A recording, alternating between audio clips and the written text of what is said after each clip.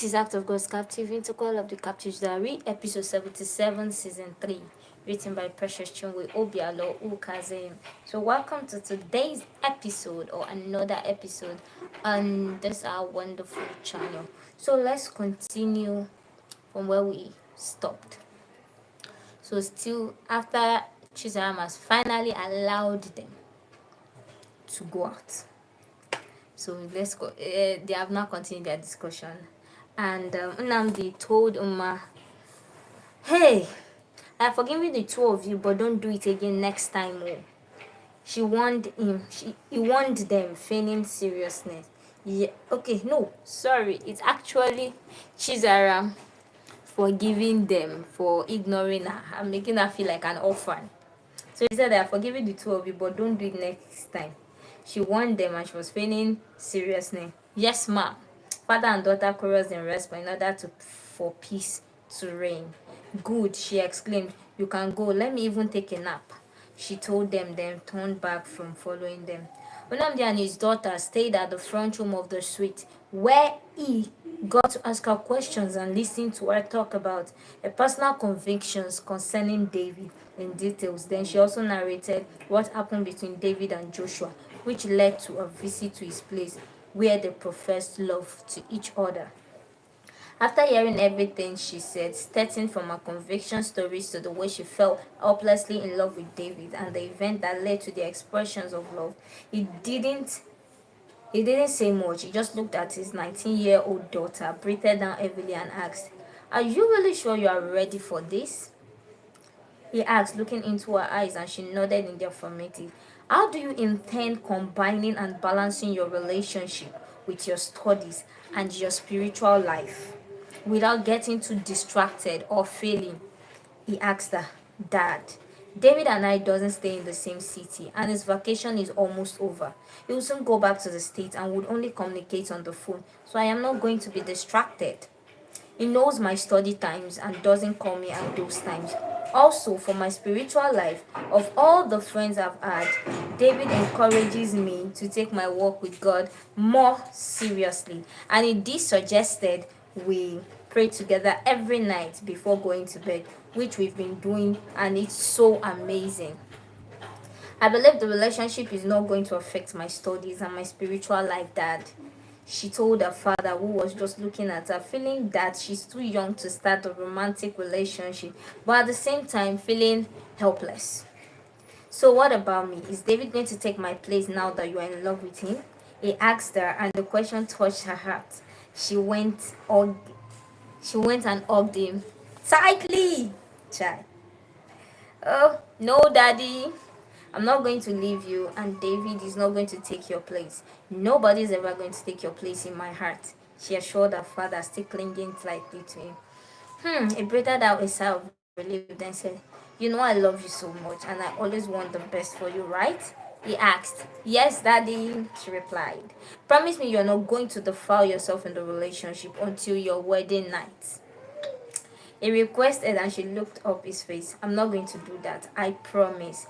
She promised, looking into her father's eyes, and he drew her into a hug. I'm going to hold on to your promise, and I'll give you and David my approval." Namdi was still talking when the overjoyed Uma screamed and held her father tightly, thanking him for approving their relationship.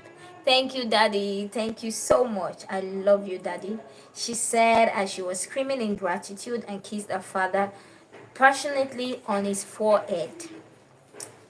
"I love you too, my baby," he replied, beaming with smiles as his daughter planted a long, passionate kiss on his forehead.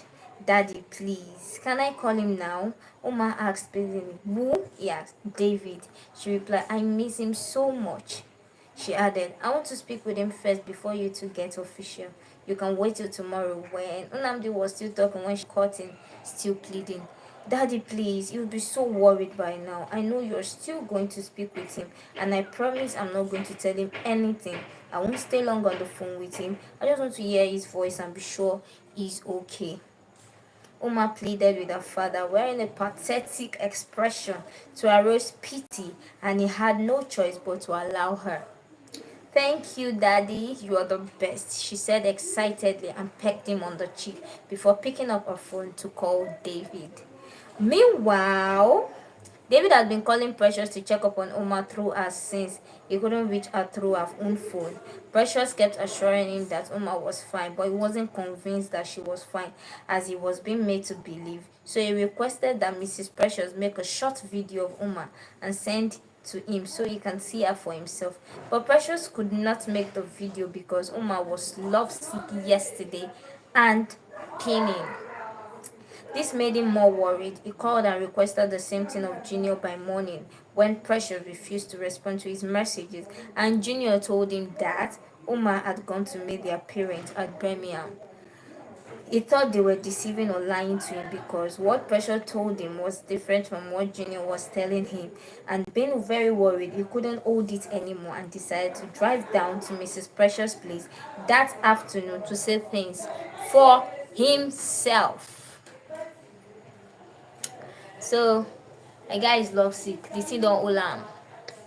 He couldn't take it anymore. And gosh, the agent should just tell him, oh, this guy is sick. Oh, maybe would have just calm down. At least my guy has been eating, sleeping, and praying, and sleeping and thinking. So all the time.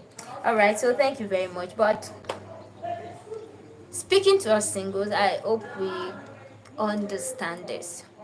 One thing I got from David and Uma's relationship is that they tend to build each other up. Now imagine him. Uma is so confident that she can actually balance her spiritual life, her studies, and her relationship, and without getting distracted. Why? Because she has a guy that is supporting her in her studies. Hear what she said. He knows her studies time and he doesn't call her that time. So they pray together, which also help them to get connected spiritually. So my guys, if you want a man, make sure you get a man that supports you in every aspect of your life, that builds you up and is very, very, very serious about your growth, making sure that no aspect of your life is lacking behind. Hope you guys understand it. God bless you very much and have a beautiful and great day. Bye bye.